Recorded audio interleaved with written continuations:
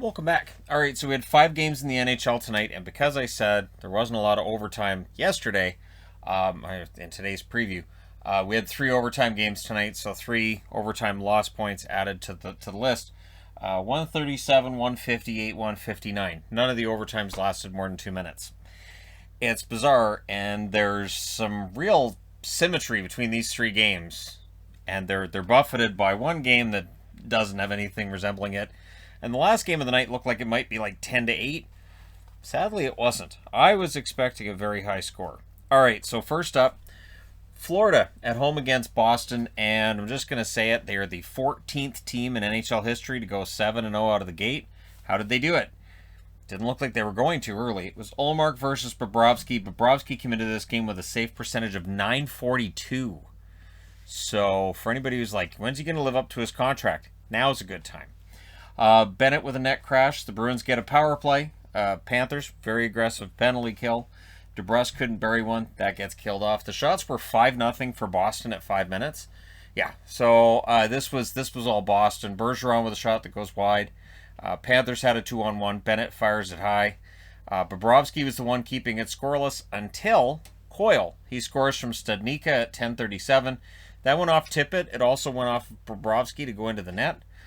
So it was one of those ugly goals, and that was it. Bruins then go for another. DeBrusk was denied. Panthers were losing the puck battles. Pastrnak couldn't bury one, and then it happens. And this is what you got to worry about, and this happens a lot tonight. Against the flow of play, Marchment gets a goal from Reinhart at 14:16.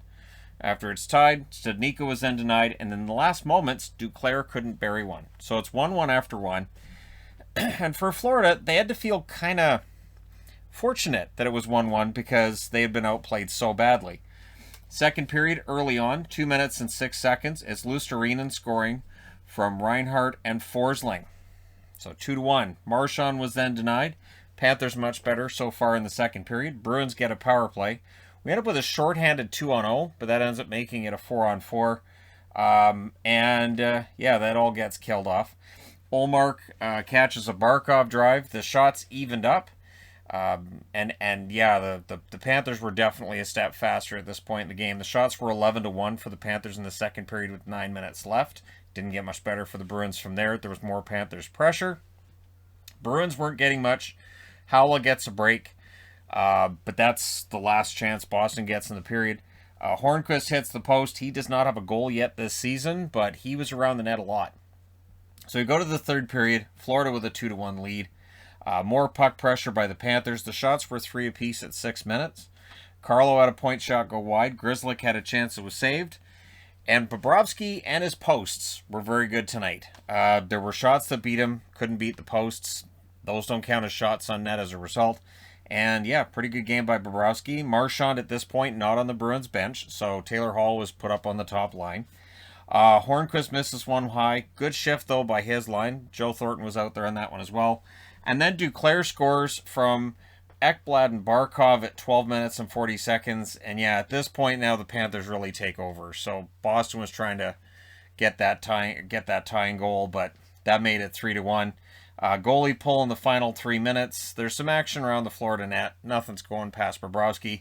And then it's the empty netter. It's Tippett from Huberdeau and Forsling in 1934. So it makes sense that Tippett, who the puck goes in off of him for Boston's one goal, he gets the empty netter to salt this one away. 4-1 for the Cats, who go to 7-0. Boston drops to 3-2. They're playing tomorrow night in Carolina. It does not get easier for Boston. Shots in this one were 15-5 Bruins in the first, 14-2 Florida in the second, 14-8 Boston in the third. Final shots 31-27 for Boston. Boston 0 for 2 on the power play. Florida 0 for 1. The hits were 37-34 for Boston. Ullmark saves 23 out of 26. Bobrovsky saves 30 out of 31. And yeah, Florida's doing really well. They're still number 1 on that board I'm looking at. You know, the board for Saturday, right now they're still number 1, which should surprise nobody. Next up, Detroit. See, the preview, and I was worried. I was worried at one point during this game where I was like, Detroit fans are going to think I jinxed them by wearing their jersey for the preview, weren't they? So first minute, power play for the Wings. Vanacek makes a save on Suter, who came into tonight's game without a point yet in his time in Detroit. Good power play, but the Caps do kill it off. The shots were 3 apiece at 5 minutes, and I thought it was good that, Detroit was keeping up with the Washington Capitals early. Stevens had a chance that was defended. Even first half of the period, Caps press but go offside. Greiss denies Ovechkin. The Capitals press again. The Capitals then get a power play. And it's Ovechkin with another goal. He may catch Gretzky this year. He may just be like, God, how many do I need? All right, I'll get him now. Eller and Mantha with the assist. That's at 19:05. And that was on his second try. It was a great save by Greiss on the first one. And then he puts the second one in. And then with 3.6 seconds left, the Wings get a power play. So that rolls over into the second period. The Caps do finish off the kill on that one. Eller had a chance that draws a power play. And on that power play, Washington strikes again. It's Kuznetsov from Sherry at 4 minutes. And then the Caps go for another. This is just, at this point I was like, wow, this could get ugly. The Wings press at 6.5 minutes. To their credit, they did not give up. And it's Adam Ernie scoring from Hronek and Nemesnikov at 9 minutes and 17 seconds. It was a great pass by Hronek. Nice goal by Ernie. Very good play. Ovechkin then draws a Red Wings penalty, which, in this case, the power play, which had been lethal till now, it was not as lethal. In fact, a shorthanded chance by Gagne ends up being stopped. The Caps press with 7 minutes left. And the Caps, I thought, were cutting off the middle of the ice pretty well. So they're still up 2-1. They're doing a pretty good job of keeping the Wings to the outside. The Wings had a late 2-on-1. That doesn't click. So we go to the third period. Fabry ties it up at 2:03 from Ernie and Suter. So Ernie with a goal and an assist. That's Pius Suter's first point as a Red Wing. And it was a really strong shift by the Wings that led to that goal. Eller then had a chance that was denied. The Wings were holding their own in the third. Caps get a power play. That's killed off. McMichael fires one wide. Kuznetsov then gets hit in the face with a stick that was being handed to Larkin. Larkin's stick had been broken on the play.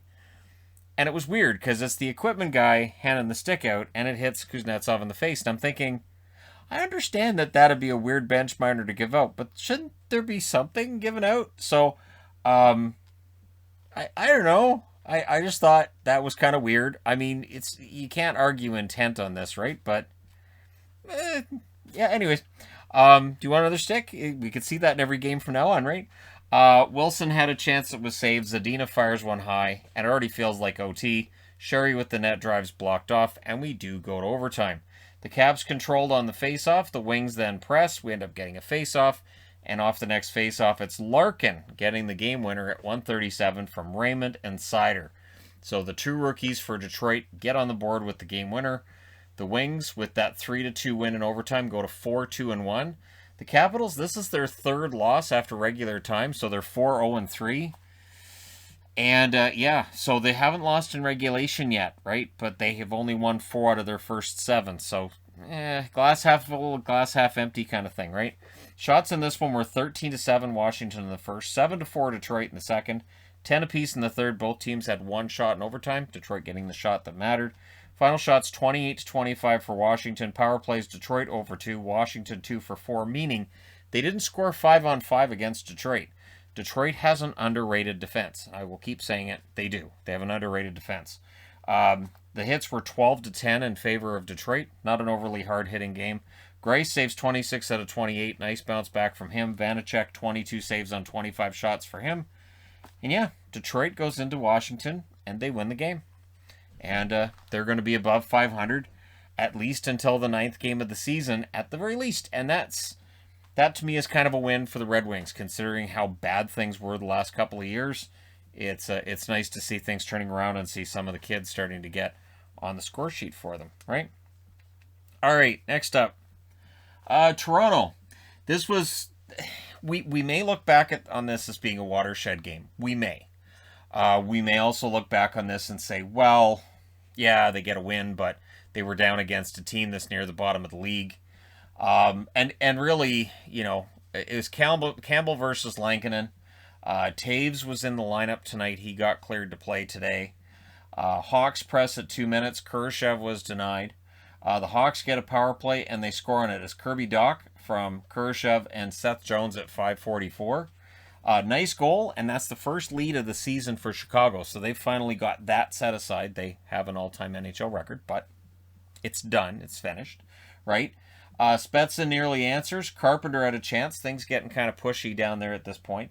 The Hawks were controlling most of the first half. The Leafs press at 9 minutes.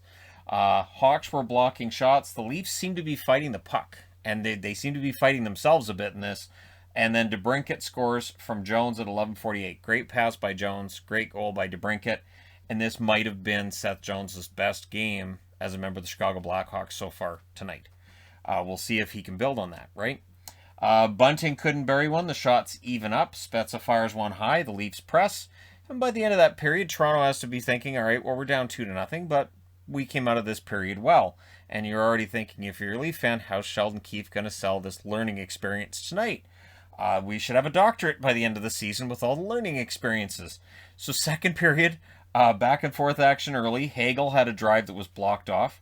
Hawks get a power play. That yields 2 shots for Chicago. Nylander had a shot that was blocked. And then it's Tavares from Riley and Marner at 6:14.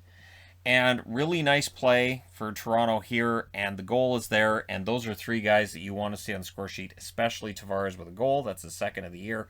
And Marner getting a helper. Matthews then nearly tied it. Carpenter had a shot that was saved. Tyler Johnson also had a shot that was saved by Campbell, who had a really good game tonight. We then get 2 minutes of 4-on-4.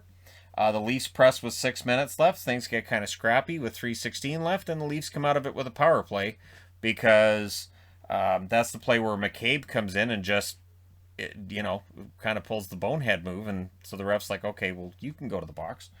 So Tavares nearly ties it, but that is killed off. And then with 24.3 seconds left, Matthews takes a penalty that puts the Hawks on the power play. And of course, this straddles the period. So at the end of the second, the Hawks are up 2-1, and they've still got a good chunk of power play time left. So third period, there's a post for Taves. In fact, it was so close that the horn sounded as if like they thought it was in. Wasn't in. Leafs survived that power play, and then Toronto gets a power play that Chicago survives shortly thereafter. Engvall with a rush chance goes wide. There's a post for DeBrincat. Kurashev was denied after that. The Leafs get a 3-on-2 that misfires, and then DeBrincat to Kubalik nearly connects, so there were a lot of opportunities for Chicago that just don't quite go. And then it's Kampf scores his first as a Leaf against the team he played for last year. He scores from Sandin and Kasha at 12:31. Really nice play by Kasha. Nice to see him get on the board. Sandin on the board. So a couple of assists for defensemen, which I pointed out in the Toronto video yesterday. They need to get more production from their blue line. The Leafs go to the power play. That led to a shorthanded break for Entwistle, which trickled wide. Campbell affected the puck enough that it ends up going wide. So we go to overtime. In the overtime, the Leafs controlled off the faceoff. Hagel was then denied when Chicago got the puck. You get kind of scrumminess going on there. The Leafs get a 2-on-1. Tavares couldn't bury it, but not long after, it's Nylander from Matthews and Campbell at 1:58. Nice breakaway goal. So Nylander on the breakaway, 3-2 win in overtime. Toronto goes to 3-4-1, so the record gets a little better. Chicago drops to 0-5-2. Now, I saw some comments on the Arizona video I did today saying, well, Chicago might threaten Arizona. There's a difference. Chicago won't end up with that few of points because they have real NHL players, a lot of NHL players. Eventually, they'll win. They have to at least win 20 games, right? Arizona, I'm not as sure about. The shots in this one, 11-10 Chicago in the first, 10-9 Toronto in the second, and then in the third, 16-7 for Toronto. So Chicago needs to work on closing these out. Then the shots in overtime were 3-2 for Toronto. Final shots, 39-29 for the Leafs. Power plays, 0-3 for Toronto, 1-3 for Chicago. Hits, 32-28 for Toronto. Nice to see. Campbell, 26 saves on 28 shots. Lankinen, 36 saves on 39 shots at the other end of the ice. And again, that is 2 road teams that come from behind from 2-0 down and win the game. Right? They were down 2-0 in the second period of both games, and they come back and win the game. On the road. In overtime, 3-2. Weird. Now we get to one that isn't quite exactly the same, and yet kind of sort of is. All right, so Vegas and Dallas. It's Brossoit versus Hudobin. Brossoit, absolutely fantastic game tonight. I think, Vegas seems to be doing pretty well for him. He definitely seemed to respond pretty well to his first, or his second. It's his second start for Vegas, isn't it? Anyways, Glendenning scores at 2:27 from Heiskanen and Kiviranta. And to me, it looked like it went off Sagan's skate. So if they change that goal, that's all right. It's fine. But then Theodore scores at 3:46 to tie it. So that lead did not last for Dallas. Vegas had the jump after tying it. Hintz was then denied by Brossoit. Stars pressed at 6.5 minutes. Brossoit denied the Stars again as they were pressing. There were numerous Stars getting opportunities. Brossoit's all over the ice.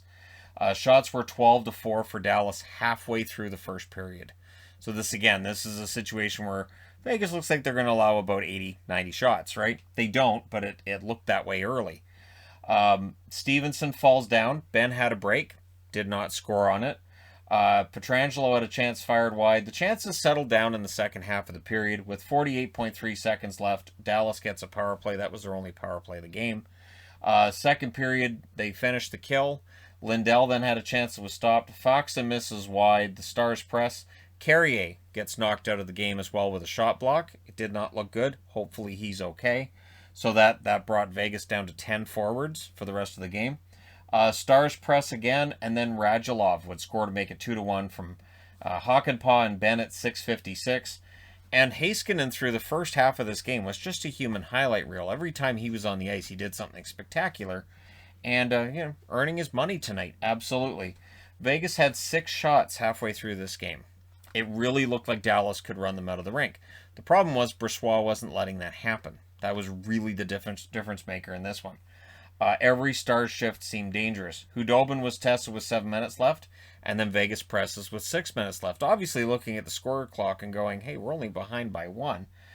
Press by Vegas then leads to Como ending up taking a penalty. He must have delivered like 6 cross-checks on the play, to the point where even I, who, I'm cheering for Dallas, but I'm like, they got to call that. So eventually they did. I think it was the 6th cross-check that did it. We're back into that again. And so Vegas gets a power play. It wouldn't score. That was the only power play they had in the game. In the last seconds, there was a near miss for William Karlsson, but it is 2-1 entering the third period. Dallas had a good third period. They did. The shots were 2-1 in their favor 3.5 minutes in. They were keeping the opportunities down. Keep it boring. Just, bring this home. Stars then had a 3-on-2 that fizzled. Hintz had a shot that was saved. Radulov with a break. He shoots it right off the mask of Laurent Brossoit. The score at this point could have been 5-1 Dallas. If you had a goaltender who's just having an average night, this probably would have been 4 or 5-1 for Dallas. But Brossoit was playing fantastic. Faksa then on a turnover fires one wide. Vegas was pressing and they were getting some close calls in there, but nothing was going in at this stage. Pavelski had a backhand that was saved. Raffl nearly scores. Looked skyward when that one didn't go in. Goalie pull with 2:10 left, and then Vegas calls a timeout with 1 minute and 35 seconds left. This is where I'm watching the Dallas feed, and they start talking about, this has been a perfect game for Dallas, and, Dallas looking for their first regulation win, and I kept thinking, you're jinxing it, guys. And even though I'm not superstitious, I kept thinking, if they could stop talking about it, it's going to be this perfect game. And then sure enough, Marchessault scores from Theodore at 18:58, so that ties it up. To Dallas's credit, Luke Glendenning almost ends this during regulation. Just before the clock expires, he had an opportunity that was absolutely denied by Brossoit. So in the overtime, Stars control on the face-off. Dodonov then had a wraparound that hit the post, but his next chance goes in. Nick Raw with the assist at 1:59. Vegas with the comeback victory. Remember, they won in Colorado yesterday, so instead of being 1-6, if this had gone wrong, they're 3-4. Dallas drops to 3-1. There's that first overtime loss for Dallas on the season. The shots were 15-5 Dallas in the first, 7 each in the second period, 12-8 Dallas in the third period. Just the one shot in the overtime by Vegas, and that's your winner. The final shots 34-21 for Dallas. Dallas did everything right, just Brossoit was great. Power plays, both teams 0 for 1. The hits were 20-9 for Dallas. Brossoit, 32 saves on 34 shots. Hudobin, 18 saves on 21 shots. And probably should have stopped that puck as it was going around, which ended up in the, I believe that was on the Marchessault one where he might have been able to come out and play it. But either way, Vegas comes back, gets the victory, and now I need to change boards. So there you go. Nice, relatively light night tonight. Philly might do it. And again, there's no rhyme or reason for it, right? Philly makes the playoffs every second year. Philly misses the playoffs every second year. Carter Hart apparently is going to be really good every second year. Carter Hart had a very good game after what was a slow start for him. But that first period was crazy. So it's Hart versus Koskinen. Early chance for the Oilers. They get a first minute power play. Hart with the saves, and then the Flyers get a power play after that. There was like 5 seconds of 4-on-4 in between. Both teams, though, were 0 for 1 early on. Nurse with a blast. Hart makes the save there. And then Giroux from Konechny and Couturier at 7:22, and it was a wraparound on a really good rush by the Philadelphia Flyers. The Oilers pressed for the tie, but, and I even checked the app before now, I don't think Thompson touched this puck. I think Aubé-Kubel got the goal. I didn't see Thompson's stick touch it unless there's another angle. Thompson, I think, tried to touch it before it went in the net. I don't think he did. So it still shows Thompson from Aubé-Kubel at 10:05. But to the Oilers' credit, they fight back immediately. Barrie from Draisaitl at 10 minutes and 40 seconds. And then the Oilers get a power play. So this is, perfect scenario for the Edmonton Oilers.